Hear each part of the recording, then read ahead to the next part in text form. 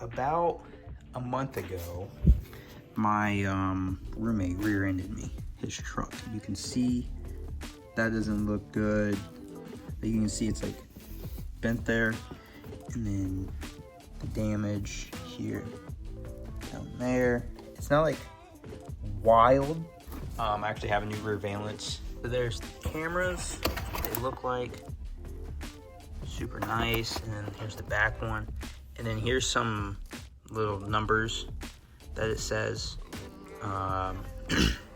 So they shoot in 4K. The front's got an 8.4 megapixel, rear's got a 2.1. I actually bought the 256 gig micro SD card. Has mobile hotspot function. I didn't hop in for that because it was another like $200 upgrade, but it does have it in case you want it. It's a super cool thing because you can like install Wi-Fi in your car, and now your car has Wi-Fi. But I mean, we have internet everywhere using data, impact detection, motion detection, time lapse, low voltage, etc., etc. So this is what I got. This is what I'm going to be installing today. So we got the front camera, and we got the rear camera. Okay, come on. And then we'll open this up. And then all the wires are in here. Oh my gosh, one-handed. Alright, so all the wires are in this thing. It goes out.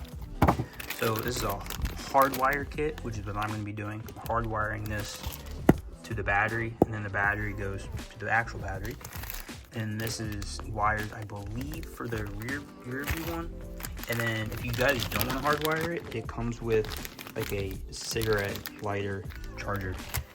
And then our other little hardware, there's the micro SD card.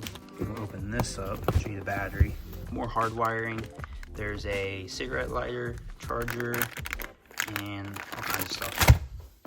And then the battery itself, this thing's kind of heavy. Like, this thing's got to weigh at least 5 pounds. Like, this is a heavy unit.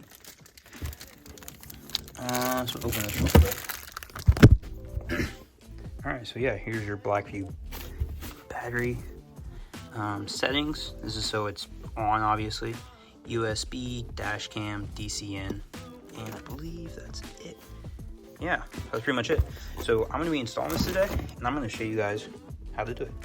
I think this is probably going to suck. Alright, so pretty much the first steps on how to do this is we're going to remove this whole assembly here, and then pretty much all of that. I think that's going to be the hardest part of this whole installation.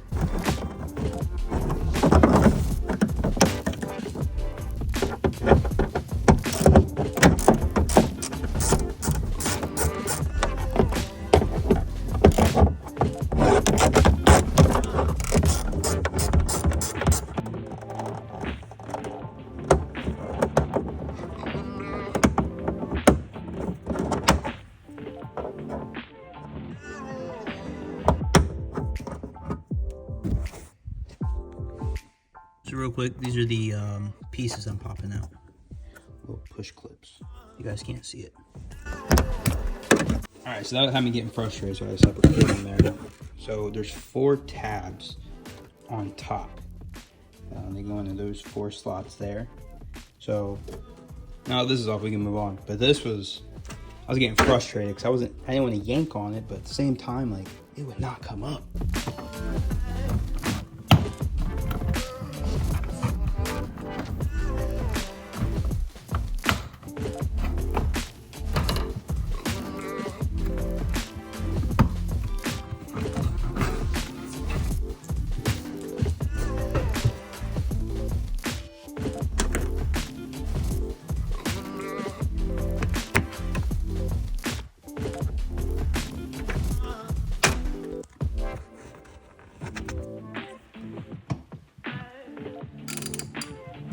Hello.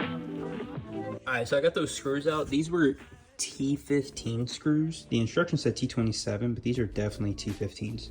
So make sure you have a T15 for these, and then a T30 for these. These are what came out of these holes here. So T15, T30, easy.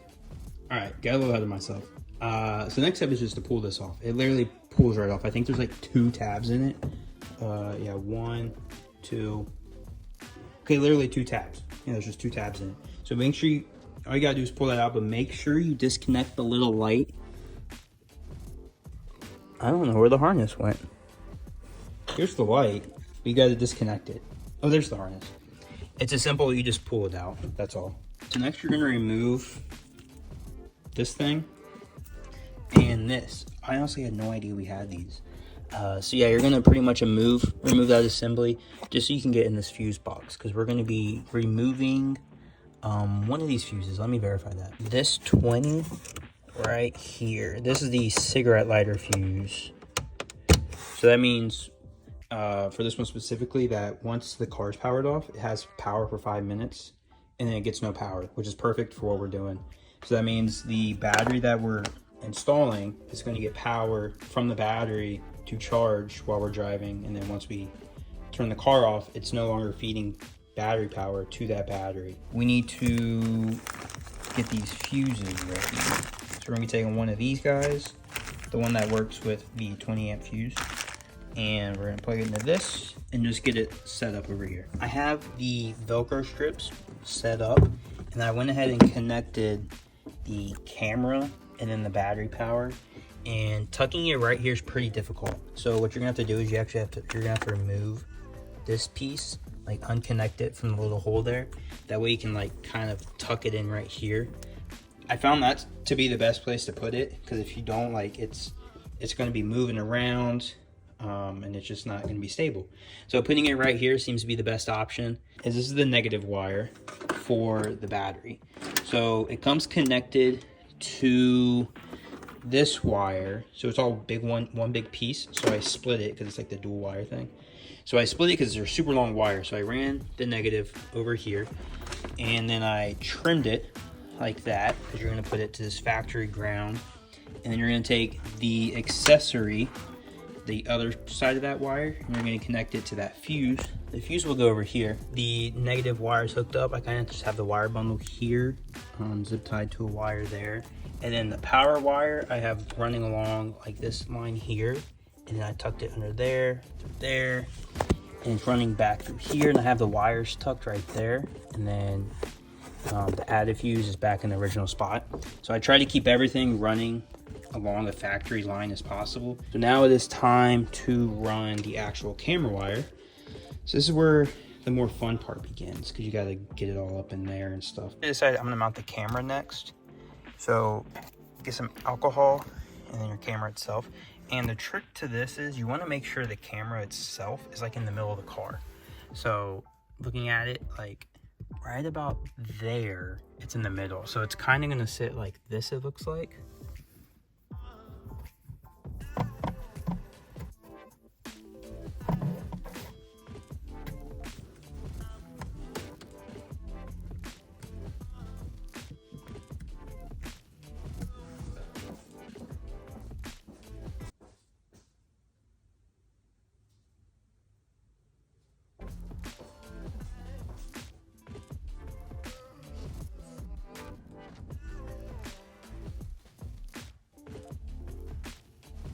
So now we're going to take the camera wire, and this is where all this comes into play. So we're actually going to take it, we're going to go under the harness bar here, and then go up through the B pillar there, and then we're going to basically route it, but not under the headliner yet. We're going to run it all the way up to the camera, and then we're going to tuck it. I went ahead and connected the rear cameras because I have it tucked up under here. And if I put the rear camera on top of the forward camera, because the forward camera I have all the way route, like it's already routed. Like you can see right here, like the wires coming out. I have it routed under all of this. The only place you can tell is right here, like that little spot. But it's routed under the weather seal, and then under the airbag, and it's routed all the way through here. So with this one coming this way, if I put this one and did this after this one, if I did the rear after the forward, it would have to overlap the forward to go this way, so then there would be a bulge. So I did the rear first, and it's a smaller wire, so I was able to tuck it more. So I tucked that, so the rear's already ran, and I showed you guys how I routed the front. So the front's done. I'm just gonna basically zip tie it up in the back so it's a little cleaner. Excuse me.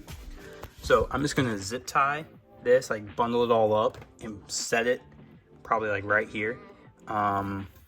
Next, like near these wires or back in there. Okay, so I wrapped up this side. It's all tucked back there. So it's very OEM-like. So the next thing we're gonna do is we need a route for the rear camera. To do that, we're gonna remove that panel again, or this panel, sorry, this panel again, like we did on this side. And then we need to remove this screw right here. When we remove this screw right here, it's gonna allow this piece to come down. That way we can run the wire up into here. That way we can bring it through this harness so we can get the camera right here and mount it as OEM as possible.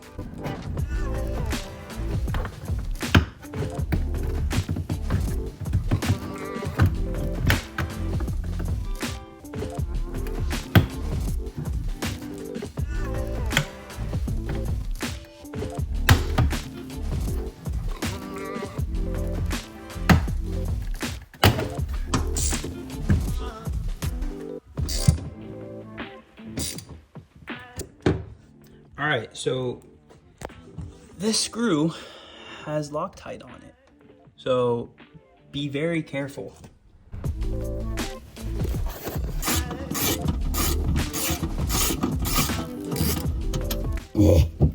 Gosh, dang it. Update with what I got going on. I routed the back one. Now obviously you can't see it, but it's fully routed. Around here, you can see it actually is popping out right there.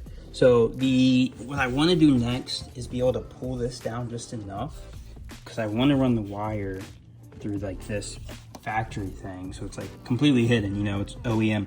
You wouldn't be able to tell. The only problem I'm having is I'm trying to pull this down, but these poppets in here are really tight, and being that's the headliner, I don't want to like make the headliner look like crap. So here I was sitting in the trunk of my Supra, sitting on my battery.